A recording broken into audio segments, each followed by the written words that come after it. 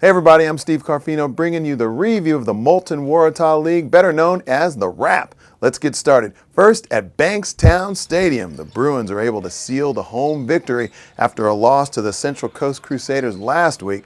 The Bruins defeated the Hills Hornets in a pretty tight affair, which saw the home side win every quarter. Hills tried to do a defensive job but weren't able to hold down Jason Kadee with another incredible game. Almost landing a triple-double, just 1 assist and 1 rebound shy of that lofty goal. Well, down at the Brick Pit, it was the Comets who were able to get away with the win after a shock loss to Newcastle last week. The Comets were able to get on top of the Spiders from the start, winning every quarter and eventually getting Hornsby by 36. Michael Seckhold was on fire, scoring 23 points, 9 of 10 shooting, an astonishing 5 for 6 outside the three-point line for the Spiders. Joshua Chapman led all scorers for Hornsby with 16. In the remaining matches for the Men's Championship League, the Hunters got the roadie with Justin Hammond again scoring a big one, this time 36 points, while the Bears were able to secure a road win against the Sharkies.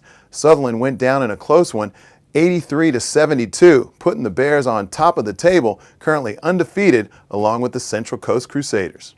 Big congrats to Justin Hammond on reaching an incredible milestone over the weekend. Justin scored 1,000 points in the Molten Waratah League. In Division I men's, Sutherland were able to do what the champ men's couldn't, defeat the Bears at home. Well, the Sharkies got a close one in that one, just getting in front and hanging on in the fourth quarter, 86-81. For the winning side, Reese Craigie scored the most with 26 points, while best on court for the day was my man Mahash for the Bears, 29 points. The Bruins were able to secure the second win for the association at home, with the Division I men also defeating the Hornets. The Hillside unable to get any of the quarters as the Bruins secured the win by 16 points.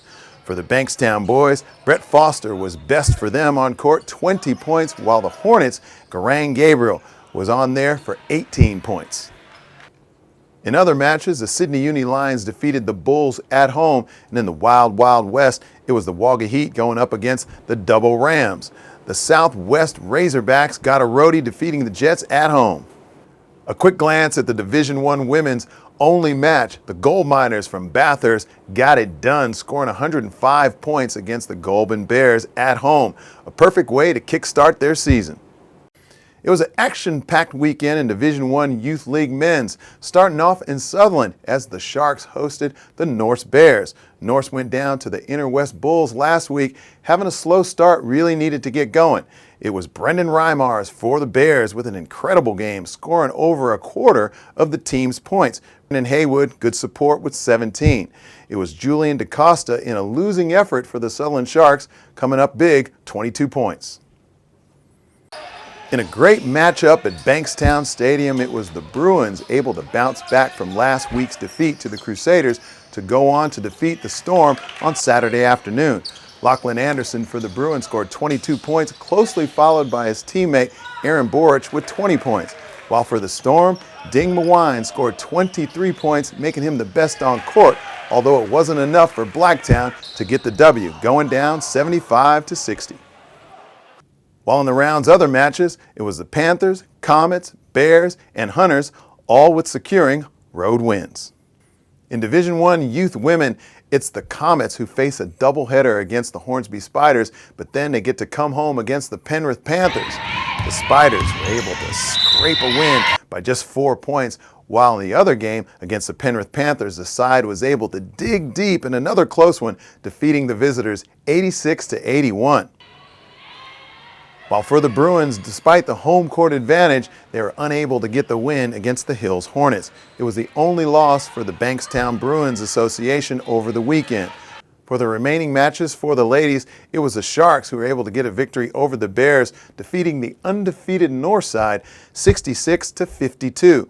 Briefly looking over Division II Men's Youth League. The Penrith Panthers picked up the roadie in the Sydney Comets' second match of the weekend. So did the Hornets, while the Saints and the Spiders got it done at home. Thanks to our good friends at mvponline.com.au.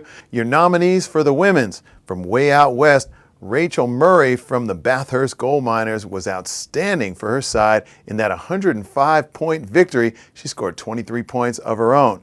Other nominee for the ladies is the Sydney Comets player Bree Delaney. She was outstanding in those two matches, pulling off a doubleheader.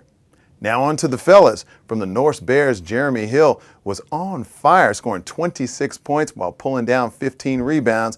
That was enough to get it done for the Norse Bears. While our other nominee for the guys is Hornsby Spiders player Daniel Babb, who scored an enormous 31 points for his side's victory over the Comets. Round 2 MVP online winners. For the men, Newcastle's Justin Hammond, and for the ladies, Charlie Evans, scoring an awesome prize pack. Don't forget to get your votes in by commenting below. Also, thanks to mvponline.com.au for supplying our winners with some seriously cool prizes. Have a great Easter weekend, and my quote, well, basketball is everything. Anything else is a distraction. See you next time.